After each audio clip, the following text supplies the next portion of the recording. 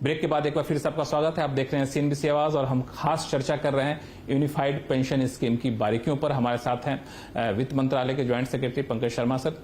Tax treatment में कोई अंतर है एनपीएस, ओपीएस और यूपीएस में? नहीं, टैक्स ट्रीटमेंट बिल्कुल उसका सेम है। उस केस में आपका जो टैक्स ट्रीटमेंट होगा वो मार्जिनल रेट पे किया जाएगा।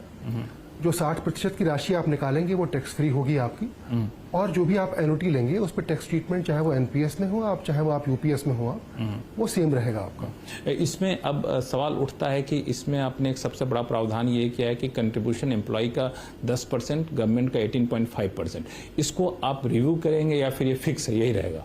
नहीं, ऐसा इस बात को बहुत ही स्पष्ट रूप से बताया गया है कि हर 3 साल के बाद इस चीज पर पुनर्विचार किया जाएगा, क्योंकि ये अभी हमारा जो 18.5% है ये कुछ कैलकुलेशंस के आधार पे, एक्चुअल कैलकुलेशंस के आधार पे निकाला गया है। वो कैलकुलेशन शेयर करना चाहेंगे? वो चीज अभी जो है फिलहाल अभी रिपोर्ट का हिस्सा होगी, उसके अंदर उस बारे में अभी इस स्टेज पे इसको शेयर करना मुश्किल होगा। लेकिन हर 3 साल के बाद उस चीज के लिए हम लोग पुनर्विचार करेंगे उस केस में, और उसके बाद जो भी सरकार का शेयर ऊपर या नीचे होगा उस पर अकॉर्डिंगली डिसीजन लिया जाएगा। तो इस पुनर्विचार का दायरा क्या होगा? दायरा से मतलब ये है कि 3 साल बाद आप जो समीक्षा करेंगे तो ऐसा भी हो सकता है कि सरकार का कंट्रीब्यूशन कम भी करने पर विचार कर सकते हैं? ये देखिए, ये तो समीक्षा के बाद ही मालूम पड़ेगा। उसके बाद जो भी नंबर निकल के आते हैं उसके बाद हो सकता है कि वो कंट्रीब्यूशन बढ़ जाए और हो सकता है कि वो कंट्रीब्यूशन कम हो जाए। मूल चीज ये है कि सरकार अश्योर कर रही है कि 50% की जो उसकी जो रिटर्न होगी, उसकी जो पेंशन होगी, उसको सरकार अश्योर कर रही है। तो ये समीक्षा में क्या एम्प्लॉय कंट्रीब्यूशन को भी शामिल करेंगे? इस बात को भी स्पष्ट किया गया था कि इसमें कर्मचारी के जो कंट्रीब्यूशन को बढ़ाने की बात नहीं कही गई है। घटाने की बात कर सकते हैं, वो भी नहीं कर सकते।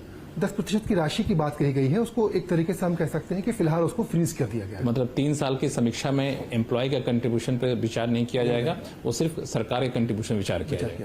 अब ये 50% एश्योर रिटर्न के लिए आपने जो 18.5 किया है, 10% पहले था, उसको 14% किया गया, 18.5% किया गया।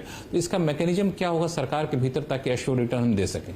देखिए, इसमें इसकी जो कैलकुलेशन होती है वो एक एक्चुअल बेसिस पे करी जाती है इसके अंदर, जिसमें कि हम लोग देखते हैं कि मार्केट के रिटर्न्स कितने हैं, एम्प्लॉय की टिपिकल एज प्रोफाइल कैसी है, उनका आयु व्यय कैसा है उनका, और उसके आधार पे डिटेल्ड एक्चुअल कैलकुलेशन करी जाती है कि क्या वो नंबर हो जिससे कि हम लोग एम्प्लॉयज़ की एक मिनिमम पेंशन को एश्योर कर पाएं। फिलहाल वो नंबर निकाला था हम लोगों ने कि अगर 18.5% के आसपास वो नंबर हम लोग अगर मान लीजिए रखते हैं तो हम लोग काफ़ी हद तक इस बारे में एश्योर्ड थे कि हम लोग एम्प्लॉयज़ की 50% की पेंशन हम लोग दे पाएंगे। 3 साल की समीक्षा के बाद जो भी रिजल्ट निकल के आता है अकॉर्डिंगली एक उचित निर्णय लिया जाएगा इस विषय में। ये कुल रकम आप एक ही साथ फंड में देंगे या इसका कुछ अलग पूल बना कर रखेंगे आप? देखिए, 20% राशि जो होगी 10+10 वो तो एम्प्लॉय के इंडिविजुअल प्लान में होगी, जहां पर कि निवेश का निर्णय एम्प्लॉय लेगा उस केस में।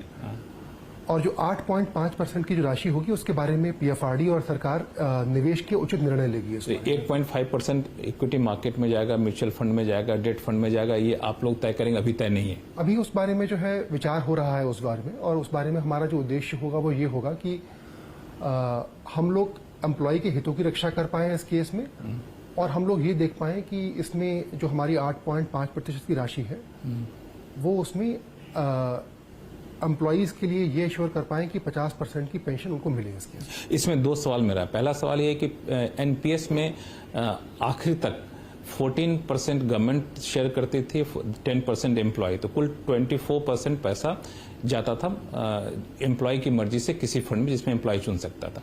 अब 14% के बजाय सिर्फ 20% जाएगा, क्योंकि उसका 4% भी आप ले रहे हैं, अपने हिसाब से उसको तय करेंगे। तो इक्विटी मार्केट में या फिर जहां हम चाह रहे थे पैसा डालना, वहां पैसा अब कम जाएगा।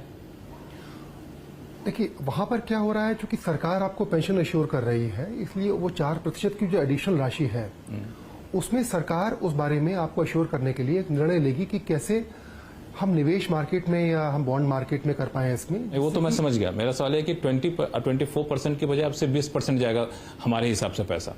जी, अब वो पैसा कम हो गया। 8.5% जो होगा, चूंकि सरकार आपको पेंशन एश्योर कर रही है, इसलिए उसके बारे में सरकार निर्णय लेगी और पीएफआरडी इसमें निर्णय लेगा कि क्या इसमें निवेश के उचित मानदंड हो, निवेश की क्या उचित गाइडलाइंस हो, जिससे कि हम एम्प्लॉयज को 50% की धनराशि एज पेंशन अश्योर कर पाए। इसका मतलब ये भी हुआ कि हम जिस फंड में पैसा, जिस कैटेगरी में पैसा डालना चाहते थे, उस कैटेगरी में अगर बेहतर रिटर्न मिलता है तो एनपीएस में हमें ज्यादा पेंशन मिलता, ओपीएस में कम मिलेगा, क्योंकि एनपीएस में 24% पैसा जाता है, यूपीएस में 20% पैसा जा रहा। ये कहना कितना सही है? देखिए, ये कहना मतलब एक हो सकता है कि एक गणितीय मैथमेटिकल ऑडिटी हो सकती है, लेकिन नहीं, मतलब ये सच्चाई है कि पहले आप 24% पैसा देते थे, अब 20% पैसा देंगे मार्केट में, जो हम चाह रहे हैं, तो जाहिर तौर पर रिटर्न 20% पे कम आएगा, 24% पे ज्यादा आएगा। अब आप कहते हैं कि नहीं जी 24% नहीं लगाना, आप 20% ही लगाएंगे, 4% हम इस अलग पूल में डाल रहे हैं टोटल। मैं आपको थोड़ा सा पीछे ले जाना चाहूंगा। अगर हम लोगों ने जब समिति ने इस बारे में चर्चा एम्प्लॉई साइड से की थी, जो स्टाफ साइड था जेसीएम का, तो इसमें एक जो कंसर्न सब ने ही एक्सप्रेस किया था, वो एक्सप्रेस किया था कि एनपीएस में पेंशन अश्योर्ड नहीं है, पहला। दूसरा उनको जो कंसर्न था वो ये था इसके अंदर कि महंगाई की जो दरें बढ़ती जाती हैं, लेकिन पेंशन का अमाउंट उतना शायद ना बढ़ पाए। तीसरा, उनको फैमिली पेंशन को लेकर उनके मन में कुछ संशय था उनके लिए। अगर आप देखिए तो हो सकता है कि एनपीएस में उनको पेंशन ज्यादा मिले, संभावना है, गणितीय संभावना एक है।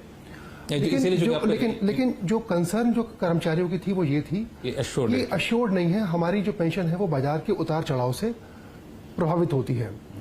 जो सरकार का पूरा प्रयास है वो ये रहा है इसके अंदर कि बाजार के उतार चढ़ाव से हम लोग एम्प्लॉय के हित की पूरी तरह से रक्षा कर पाए, उसको हम रिंग फेंस कर पाए, और उसके लिए वो जो 8.5% की राशि है वो एक तरह का एक बफर है।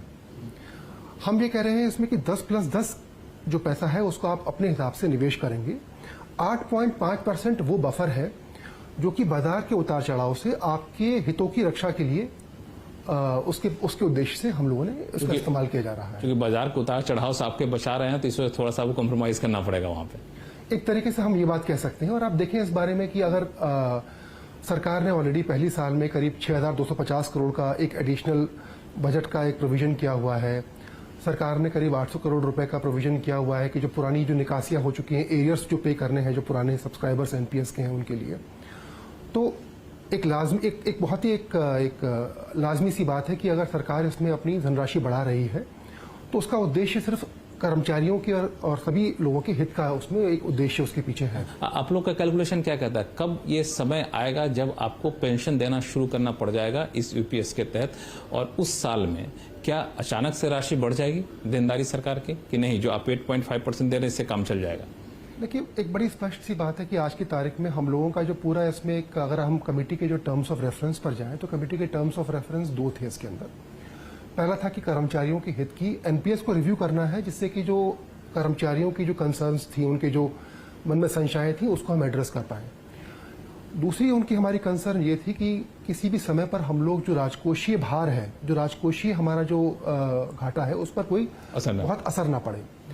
तो अगर हम इस पूरी योजना का अगर हम इसका हम प्रारूप देखें, इसमें उसका आर्किटेक्चर देखें, इसके अंदर इसमें सरकार पहले ही साल में करीब 7,000 करोड़ से ज्यादा राशि अपफ्रंट प्रोवाइड फॉर कर रही है। ठीक है। उसका उद्देश्य ये है कि आने वाले जो कर की राशि होती है उस पर कोई भी भार नहीं पड़ेगा। सरकार हर चीज को अपफ्रंट बजट में प्रोवाइड कर रही है। तो हमारा ये मानना है कि जब भी कोई पेंशनर यूपीएस में रिटायर करेगा, उस समय जो ये हमारा जो फंड होगा, एम्प्लॉय का फंड होगा, सरकार का फंड होगा, वो 50% राशि को पे करने के लिए पर्याप्त होगा। मतलब उस समय कोई भी सरकार को एडिशनल राशि प्रोवाइड करने की आवश्यकता नहीं होगी। मतलब उस वक्त की सरकार के ऊपर अभी से कोई बोझ नहीं डाला जा रहा है। बिल्कुल। अगर आप देखिए, एक बहुत ही महत्वपूर्ण इसमें है कि इस पूरे जो हमारी जो यूपीएस की स्कीम है, इसका जो एक की फीचर है वो है इंटरजनरेशनल इक्विटी।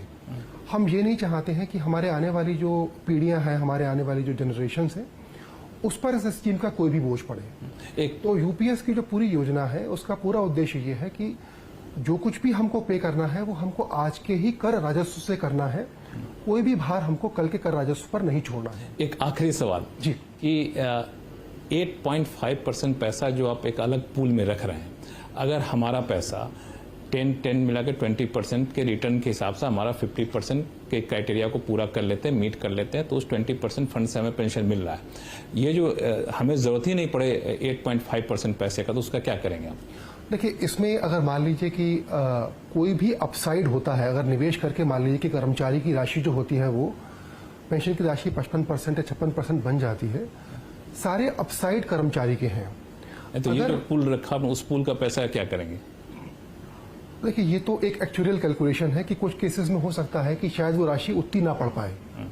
उस केस में इस राशि का इस्तेमाल ऐसे कर्मचारियों के लिए कि जिनकी राशि 50% नहीं हो पा रही, उसके लिए करा जाएगा। उसके लिए किया तो मैं दोबारा से इस बात का मैं दोहराना चाहूंगा कि अगर निवेश का कोई अपसाइड होता है तो वो पूरा कर्मचारी का है, अगर कोई डाउनसाइड होता है उस केस में सरकार उस पैसे की भरपाई करेगी फ्रॉम 8.5%, जो कि एक सेपरेट पूल में रखा गया है। बहुत बहुत शुक्रिया हमसे बातचीत करने के, सभी सवालों को सुलझाने के धन्यवाद। नमस्कार। मैं उम्मीद करता हूं कि इस पूरे वीडियो को देखने के बाद आपके मन में इस नई पेंशन योजना के बारे में कोई कंफ्यूजन नहीं रहा होगा, और कोई कंफ्यूजन रहा तो फिर से इस वीडियो को जरूर देख लीजिएगा।